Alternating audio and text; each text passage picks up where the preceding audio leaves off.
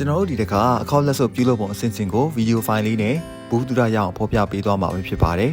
။အခုပြုလုပ်ပေးသွားမှာကတော့လေးဘဲနဲ့အခေါက်လက်စုပ်အကျစ်ထည်လေးပဲဖြစ်ပါတယ်။ပထမအဆင့်အနေနဲ့ပြုလုပ်မဲ့ရွှေရည်တိုင်းဖြတ်တောက်ရပါတယ်။ရွှေကိုဖြတ်တောက်တဲ့အခါမှာအခုလေးဘဲလက်စုပ်ပြုလုပ်မှာဖြစ်တဲ့အတွက်ပိုရွှေကိုလေးဘဲအတင်ထားပြီးဖြတ်တောက်ရမှာဖြစ်ပါတယ်။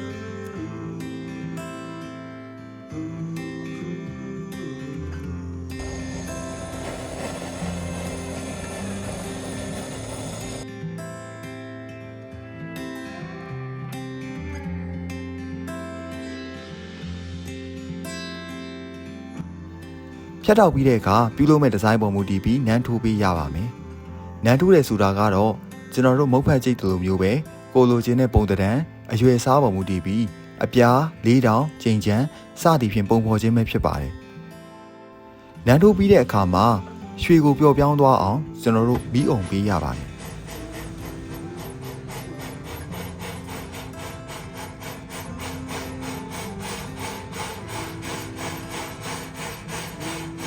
နန်းထိုးတဲ့အဆင့်ပြီးသွားရင်တော့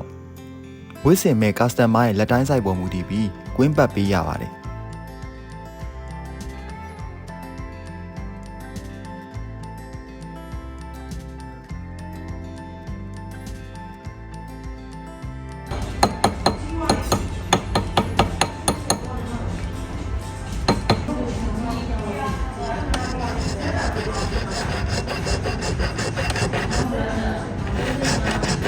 လက်စုပ်ကွင်းပတ်တဲ့အခါလက်စုပ်ကိုကဟေတို့ကွင်းဆက်ပေးရပါတယ်အဲ့ဒါပြီးရင်တော့အကျန်းတဲ့အဆင့်အခေါက်လက်စုပ်ရပါပြီ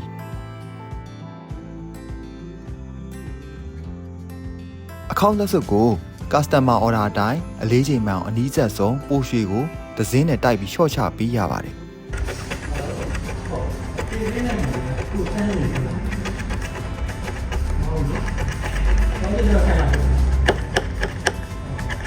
ကျွန်တော်တို့လက်စုပ်လက်တိုင်းနဲ့မှန်အလေးချိန်နဲ့မှန်ပြီးသွားတဲ့အဆင့်မှာတော့လက်စုပ်ရဲ့မျက်နှာပြင်မှာ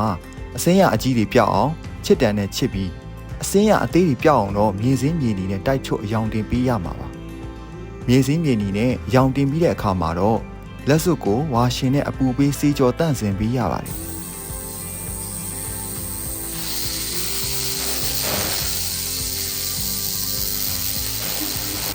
ဝါရှင်ဆိုတာကတော့ဂျေးချွတ်ကမ်မီကယ်အမှုတစ်မျိုးပဲဖြစ်ပါတယ်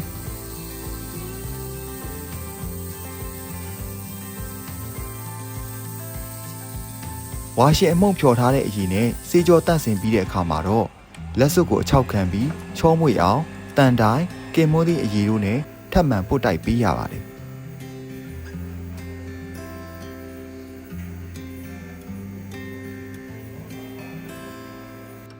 နောက်ဆုံးအဆင့်အနေနဲ့ကတော့အယောင်ဆေးရည်တွေထည့်ပြီးတော့အယောင်တင်ပေးရပါတယ်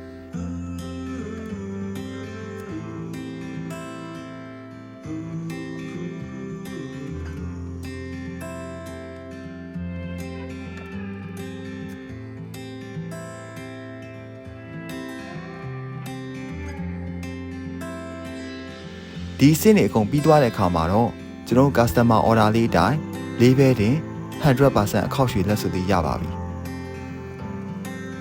ဒီဗီဒီယိုလေးကအခောက်ရွှေလက်စုပ်ပြုလုပ်ပုံလေးကိုကျွန်တော်ဇောတိကရဲ့ customer တွေဘူးတူတာရအောင်ဖော်ပြပေးလိုက်တာပဲဖြစ်ပါတယ်နောက်လေကျွန်တော်တို့ဇောတိက page ကနေအခြားရွှေနဲ့ပတ်သက်တဲ့စိတ်ဝင်စားစရာဗီဒီယိုလေးတွေကိုဖော်ပြပေးသွားအောင်ပါမို့လို့ like and follow လုပ်ထားပေးကြပါအောင်နော်ကျေးဇူးတင်ပါတယ်